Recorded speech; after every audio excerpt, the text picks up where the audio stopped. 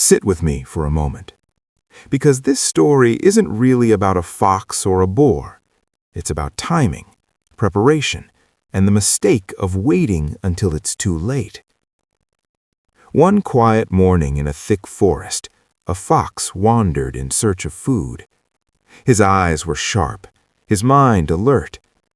Suddenly, he noticed something strange. A wild boar stood beside a large tree, rubbing his tusks hard against its trunk, again and again. The fox looked around carefully.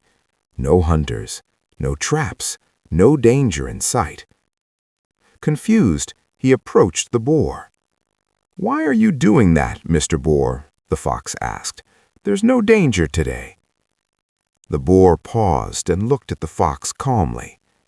"You are right, my friend," he replied. "There is no danger today."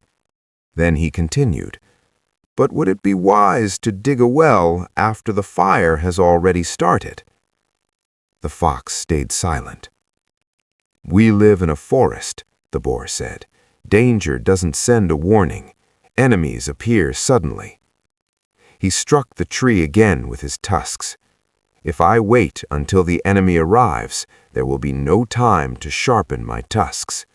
Preparation must happen before the battle begins."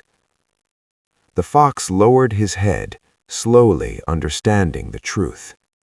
The boar returned to his work, stronger, ready. The fox walked away, not just wiser, but thoughtful. This story reveals 3 powerful lessons we all need to remember. Lesson 1.